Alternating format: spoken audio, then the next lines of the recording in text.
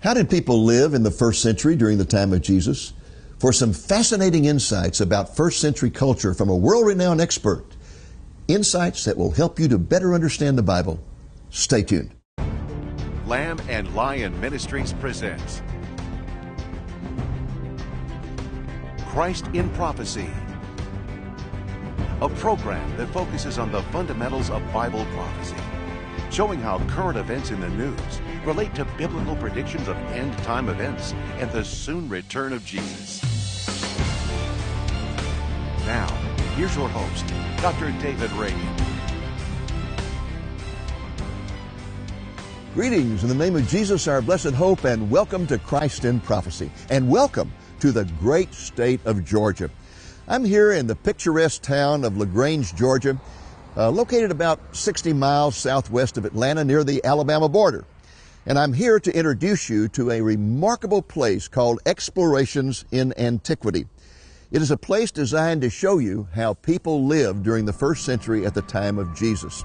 This place was established by Jim Fleming, who is considered to be the foremost teacher of biblical archaeology in all the world. It's a fascinating place, and I'd like to invite you to go inside with me to meet Jim and to take a tour of the facility.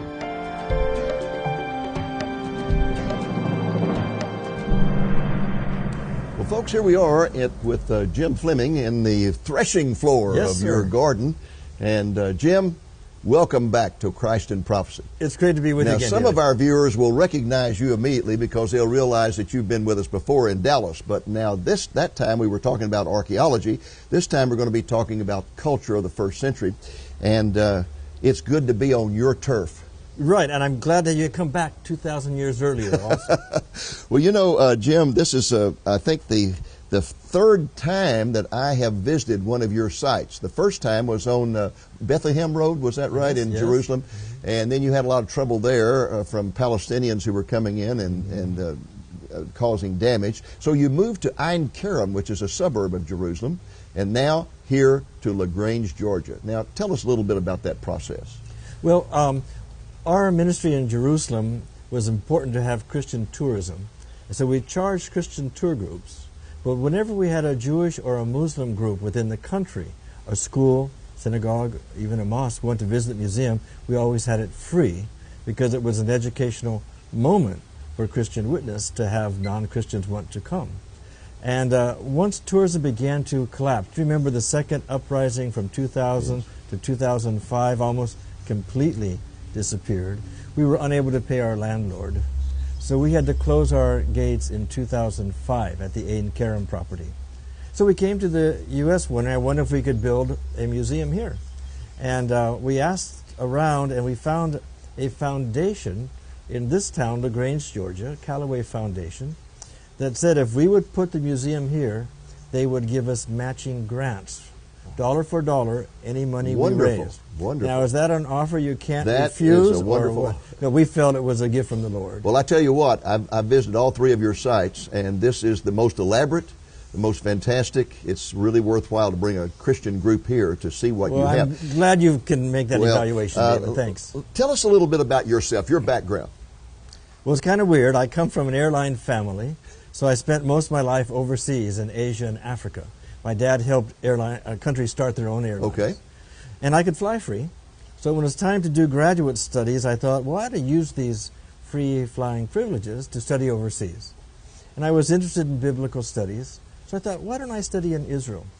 So I worked on the master's level in Jerusalem, Israel, and later was privileged to be invited back to teach at the school that I had studied in Jerusalem. And then what happened? Well, then got more interested in pretty much see churches. Yes. Or ruins, but most people have a hard time picturing how the site really looked before it was a ruin. Mm-hmm.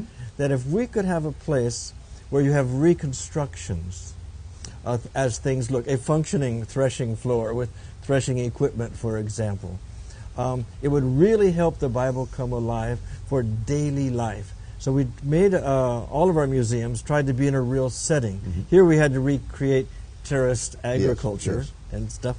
But the idea is to help people climb out of their 20th century skin, don sandals, and go back to biblical times. Now, when you went to Israel, you gave the impression that you went over there to study and that was it. But you actually, that became your home. You lived there over 30 years, didn't Yes, you? yes. Almost 40 years. That's right, 36 years. It was my home. In fact, I thought I would probably retire there until we had to close down the museum. And then an accident happened to you that made you world famous among archaeologists. Yeah, I always bring up something that took no foresight, no brilliance. It's called stumbling into an archaeological discovery. I fell in a hole. Well, tell us about that. I was photographing around the old city of Jerusalem, and I was taking a picture of the eastern gate to the city. It had been raining for several days, right? Yep, and of course the ground was soft, and there was a mass burial tomb under where I was standing, and just when I went click, taking a picture of the top of the gate, I fell down 8 feet into the ground. A mass tomb. 46 skeletons. Actually, I didn't count them right away. I wanted to make sure enough rocks fell in. I could climb up and there wouldn't be Brother, another if I'd fell skeleton. down in that tomb, I'd have walked on air to get out. Here you are counting skeletons. Yes, well, but they more were important interesting. than that, you actually took a camera and started taking pictures. Yes, yeah. And what did you see in one of those pictures? An arch of an earlier gate. So you proved that the ancient Eastern Gate was located below the current Eastern Gate. Yes. Which was a major archaeological debate up to that point. And that it was fully discovered. The top of the arch is in place, which means another 20 feet down or so would be Yes. the roadway. So it was very, and I told my archaeologist professor the next day, and he thought I fell on my head. Sure, you found the gate. But he was willing to come back. They'd already cemented it over an uncharacteristic Middle East efficiency. What year was that? That was in 69. 69. Yeah. And you were a young man then. Just a kid. Just a kid, and here you become world famous overnight No. among archaeologists. That was amazing. I think the Lord had a purpose for your life. Well, I do feel that, as we all should. Right? That's right. That's right. Well, now let's talk about purpose for a moment. You've touched on it, but I want you to get very specific. What is the purpose of explorations in antiquity? To help people see daily life as the ancients would have seen it, and that they would learn to think in the way the ancient people thought that will help the Bible come alive. Okay. For example, we read a modern way of thinking into the Bible. How can we suspend some of that and look at the very practical daily life and imagery from biblical times? So you have many sites out here in what you call your biblical garden that we're going to be taking a look at, but you also have a education center here where you have an auditorium and you have maps and all kinds of multimedia presentations and programs you can present, correct? Yes, we try to run conferences. We have some things particularly geared to clergy. Most of what we do, though, is for lay persons. Okay. We're interested in the life of the church. And also inside your main building, you have some places where you can have a biblical meal Yes. and see what the Last Supper really looked like. Right. And there's so many discoveries that give us a completely different idea than church art. Okay, one final question before we take a tour of your facility. Could you give me an example off the top of your head of how better understanding the culture of the first century would better help you to understand something that's said in the Bible? Only 1,000 come to mind. But did you know houses in the time of Jesus were 20 to 40 rooms, 50 to 75 people, 3 to 4 generations. Living in one house? All relatives by marriage living in one house. And it helps you reinterpret parables. Why does the woman, when she's lost 1 out of 10 coins, tell her friends and neighbors? They're looking too. You all lived in shared cooking rooms, courtyards, storage rooms, you see. The idea of that collective identity. Now, part of it's rough because everybody knows everything about everybody and talks about it all the time. But part of it is you have that support system. Well, I was going to say, that's your social security system. Yes. There's no need for care institutions for the elderly. And that it just gives you a new nuance. Things aren't private matters like we think the United States. We're such an individualistic country.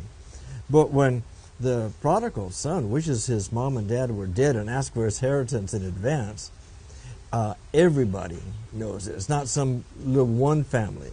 All the relatives, even relatives are married. He's embarrassed that neighborhood, that town.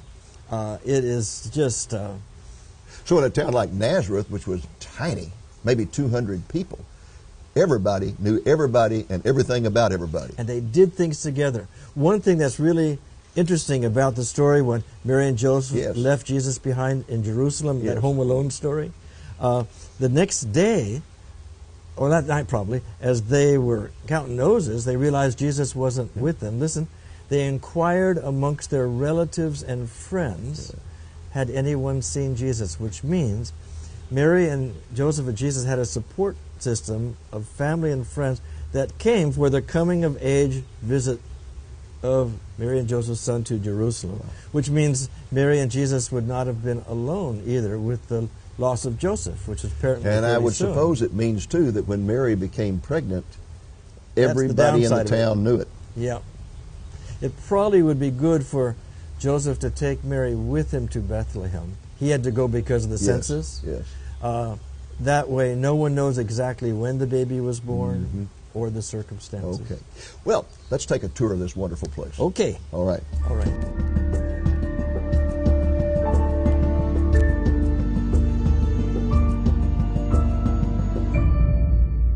Well, folks, we're in what looks to me like a Bedouin tent, but let's let the expert tell us what it is. This is goat hair, brownish black color. When it's dry, it's a very large space in the weave, and light can shine through. But as soon as it gets wet, it swells and becomes waterproof. Isn't that so something? It's perfect. But look over here. When you look up towards the sun in the day, it looks like the Milky Way. It does. The word in the Old Testament for the night sky is the tent of the heavens. Oh, wow. God has just unfurled the tent Now, of they the still heavens. use tents like this in Israel Yeah. today. The Bedouins do. Sure. You can see them on the way from Jerusalem to Jericho. I'm afraid there's a lot more plastic nowadays, but there's still some. Yep. What is this? Well, there's always in Antiquity, and even today amongst the Bedouin, divide for a women and children section. Women over here. So Sarah would have been standing on this side listening to Abraham talk. And this is where Abraham would have received others.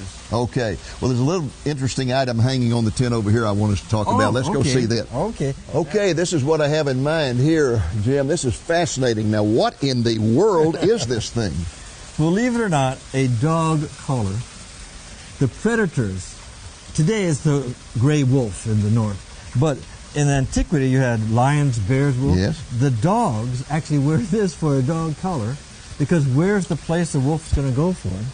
The neck of the dog. Now, they didn't put those on sheep, did they? No. No, just on the dog. On the guard dogs. On the guard dogs. Guard dogs. And so the shepherd needs to have the guard dog, of course, for their hearing, but they're huge watchdogs. And they even cut their ears today so that the wolf won't have a chance to bite onto something. But the main point is this. Most people don't realize how dangerous it is to be a shepherd in biblical times. Oh, yeah. And when Jesus said the shepherd lays down his life for the sheep, I imagine people living near grazing areas would hear every week of a shepherd. Well, David talked about killing a lion and a bear. Yes. Yeah. Okay. Yeah. Okay, let's see what this temporary sheepfold's all about here. Right. When you're grazing overnight, you have to have a place to protect the sheep at night. And you get sharp sticks or thorns, and you have to make an enclosure. You have a movable gate because, of course, predators feed at night. Yeah. So the most dangerous time for the protection of the sheep is night. You're trying to find a place where there's a few little caves as you can, particularly because the desert, it's cold at night, hot in the day. But you try to have in your area of your encampment also, even if you go part of the year and come back, a permanent sheepfold, particularly for the winter. Shall we go look at? Yes, but this over here, this is sufficient to keep the sheep in. What happens is not to keep the sheep in. It's to keep the predators out. And you have these sharp sticky, and even though some could jump over it, they won't because they know they can't pull the animal Yeah, this is out. almost like putting the glass on top of the walls as Exactly. you see in Jerusalem and today. the soft underside of the predator, you see. All right, keeps let's them see a permanent one. out. Okay. Okay. Let's step inside and see what this looks like here. Now, first of all, why do you have this divided here? It's because of the difference between sheep and goats. Oh. Goats are much more sure-footed and need a higher wall. You see, this wall is higher than this one. The sheep, this is fine. So when you come in, you have a little slide gate here. You separate the sheep from the goats. Okay. because they'll need a higher, more secure sheepfold. And back here, Then it looks like a cave. Yes, you have 2 mangers for feeding and watering here. But listen to this. Bethlehem is 20 degrees in the winter, 120 in the summer. If you have a cave at least 10 feet deep, Okay. it'll be 69 year-round. I know, because I've been in them. Yeah, the insulation factor. Yeah. So there's also mangers and sheepfolds inside. And the earliest tradition, 2nd century AD, the Gospel of James, didn't make it in the canon, but it mentions that Jesus was born in a cave. Oh. If you ask people in Jesus' day, where are you most likely to find a manger? 90% of the mangers are inside caves. Okay. Because of that insulation factor. Well, I often wondered about that because Yeah. I'd always heard about the cave, but I Yeah. didn't know where that came from. Yeah, that's where you would keep the animals. Especially in the fall, winter time, Yeah. you're going to keep them in there. Also, for the health of a mother and the newborn babe, you see, if there's no place in the guest room, there would be a constant temperature in a cave. So Yes. it's good for the mother and baby also. This is our rock quarry. And you can see here there's a mountainside that we're cutting away. And you can see there's pieces of wood in spaces between the cuts so you could pour water on it. So you pour water on the wood and then it expands? The osmosis makes it expand and it will release the blocks. Wow. Over here we have an example of a kind of stonework called Dovetail, where, do you see it's like puzzle Looks like pieces? a jigsaw Yeah. puzzle. And there's actually a picture of a wall back here made with it. But if you're on a loose foundation or a swamp, it's locked together. Paul talks about the church being stones rightly joined together. Okay. He's probably adding strength to one another. Right. Yeah. And people often ask how they lift up stones. But you see, there's a walking wheel here. Well, let's take a look at that. Okay. Okay, Jim, now how in the world do they ever move these stones? The answer is very slowly. No. Sorry, no. It's amazing. 500 BC, the Greeks learned, if you make a rope go around a pulley, it reduces by 1/4 the weight the other side of the pulley. And so you have a round thing there, you have one pulley up there, and it comes down a second, a third pulley, and back. And so, believe it or not, this could be 1,000 pounds in this location. I don't weigh that much. No. You see, and they would have people walk in these wheels. And you could do it that easily? And it would wind it up. There's a picture over here of 5 people in a wheel lifting up a huge stone. So think of Herod's temple, 200 feet high. Yes. But they had series of tripods, quadrupods, pulleys. They weren't dumb. They certainly weren't. They knew a little bit about engineering, didn't they? Remember when they left the temple, some disciples said to Jesus, "Have you ever seen such beautiful stones or magnificent buildings?" But Jesus had reminded them, yet, all of that's going to come to an end. Not but one stone on top of the other. But they were impressed with the engineering of these imperial building I am projects. too. Okay. Okay, Jim, we've climbed up on top of what looks like a watchtower here. What is this? Exactly. This is a vineyard watchtower. Why you need a watchtower in a vineyard? In vintage season, when the grapes are out, someone's going to steal them. Oh. But it's not only that, animals can trod on them. Yes. So the vine dresser and family sleep in the watchtower. Now, the season is end of summer, so you don't need a permanent roof. You only need shade. And stay overnight here. Yeah. And so we've made a vineyard here, but it's no wire, right? That's right. In Antiquity. So it's a very different way to grow the grapes. Come Okay, on. let's go take a look at that.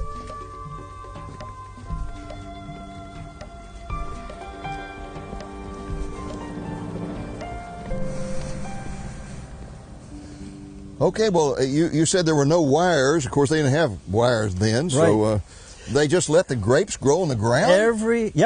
But every vine has a couple rocks next to it. That's right. That we do have. So what's the purpose of that? To keep them off the ground? Now, here's the thing. You have to keep lifting the branches up on the rock as they get further away, because if it touches the ground, it will make a root at that point. And then what will happen, it will wither its connection with the deeper root of the mother vine. And then we get 5 months of no rain. May, June, July, August, September. In Judea, grapes come out August, September, and it will wither. Now let's go back to Jesus saying at the Last Supper, I am the vine, you are the branches. Abide in me. Everybody knows if you don't keep a vine off the ground, it will make its own nourishment and Except stop. 20th century people don't know that. Oh, well, we got to work on that. But isn't it interesting? Jesus' last saying for his disciple was, keep your nourishment in life based upon my deeper root. Deeper root, yes. That will hold you through the droughts. And did you know the same word take away in Greek is lift up? In fact, 3 out of 4 times is translated lift up. Instead of understanding any branch that bear not fruit, I will take away, 3 out of 4 times that word is I will lift up. And if you're all the time stacking branches up onto rocks, it's a very different feeling, isn't it? Yes. Between take away and lift up. I'll help you keep your nourishment based on my deeper root. Once again, understanding the culture, farming methods, and whatever helps us to better understand the Bible. I think if more translators would see an ancient vineyard Yes. without branches already up on wire, they may have thought Okay. of putting lift up instead of Well, what's take our away. next stop in this tour? Let's go down for the natural consequence and look at the grape See what press. they did with the grape. Yeah. Okay, let's go.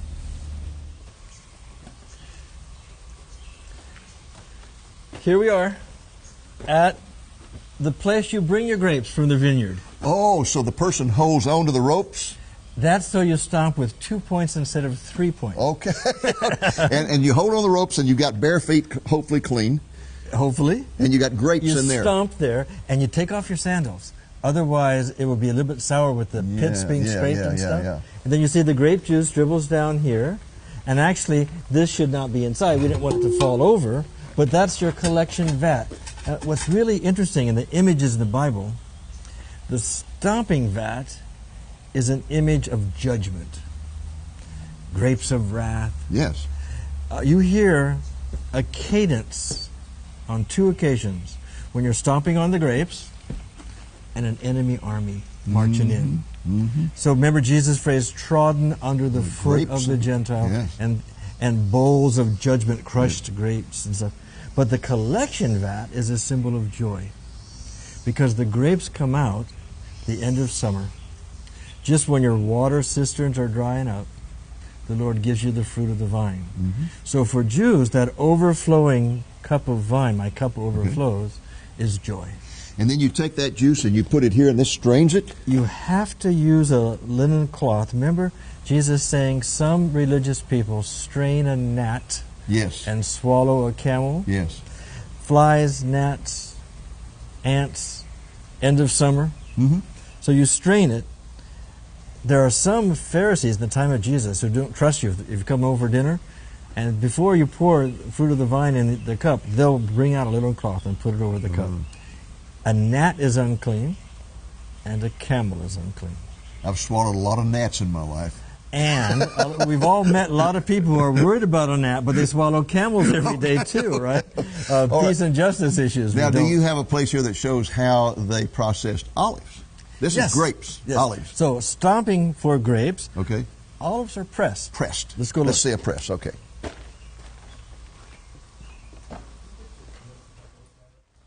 So here's where you press the olives. Understand that you would have baskets or sometimes sacks held up by these stones back here. You got a large stone here. That is so that you can really have a flat surface. So on the top of olives are them. put under here, a stone on top, and then you put this thing on this log. and weights. And notice there's places to put more than one weight. We just have the second weight on now. Usually a weight is as big as you can for 2 people to lift it up. Okay. And you can imagine, as you put the weight on, the olive juice runs down the sides and then into this collection vat for the olive oil. Now what's interesting is, this is called, believe it or not, a Gethsemane. A Gethsemane. Geth is press, semen is oil. So Press the Jesus oil. likes to pray in a garden called the Garden of the Oil Press. If you ask anyone, what do you picture when you picture an oil press, they'll say liquid running down the sides and something getting flatter and flatter under pressure. So I think the image is there. Jesus feels pressed in the garden of the oil press. But notice, you would add 4 different weights, and that's for 4 grades of olive oil. You put the first weight on, that's called the first pressing virgin oil, and it is for religious purposes. It's for anointing the sick, it's for the menorah in your synagogue with a special 7-day ceremony, the lampstand in the temple. You cup all that up, and then you put the second weight on. That's the largest press. It's for cooking and eating. Okay. Then you add, taking that away, you add the third weight. That's a little bit bitter, so it's for your oil lamps. Oh. And you see you have a place for the wick here, and pour the oil in there. Okay. And the fourth pressing is so full of lye, L-Y-E, is used for soap. We joke, amazing. I didn't palm know olive soap, right? Yeah. Palm and olive Palm oils olive are soap. used. But isn't that amazing? Book of Hosea says, likens an olive tree to a beautiful tree. In terms of function, you've pickled fruit, the wood, of course, the door of the temple was made of olive wood, and then you've got healing with anointing, you've got cooking, salad oil, eating, then you have electricity, your light, and even your soap. It truly makes it a beautiful tree. It's amazing. Yeah. Thank you.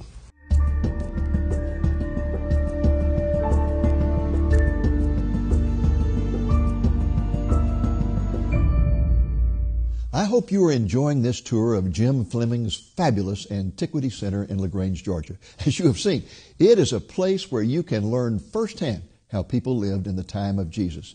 If you'd like to find out more about this fascinating place, you can locate their website at diggingforit.net. It would be a great place for you to take a church group. They have special study programs for both adults and children. Next week, the Lord willing, we are going to continue our tour of the Antiquity Center and take a look at other aspects of life in Bible times. I hope you'll be back with us for that program. Until then, this is Dave Reagan speaking for Lamb and Lion Ministries saying, look up, be watchful, for our redemption is drawing near. Are you interested in gaining new insights about the Bible through archaeology? 4 of our Christ in Prophecy episodes with Dr. James Fleming, filmed at our studios in Dallas, can be enjoyed on one DVD entitled Biblical Archaeology. In these 4 fascinating programs, Dr. Fleming discusses the importance of biblical archaeology, the significance of the Dead Sea Scrolls, and the relationship of the Eastern Gate to the location of the ancient Jewish temple. In the final interview, he discusses a wide range of archaeological issues, such as the sites of Mount Sinai, the Mount of Transfiguration, and the tomb of Jesus. The running time of the video is approximately 80 minutes. In addition to individual study, this series of 20-minute programs would make a great discussion and teaching tool for Bible study groups. This album is available for a gift of $12 or more, plus the cost of shipping. To order a copy, call the number you see on the screen Monday through Friday, 8 a.m. to 5 p.m. Central Time, or order online at lamblion.com. Thank you for joining us on today's Christ in Prophecy, a presentation of Lamb and Lion Ministries, a non-denominational ministry dedicated to teaching the fundamentals of biblical prophecy and proclaiming the soon return of Jesus.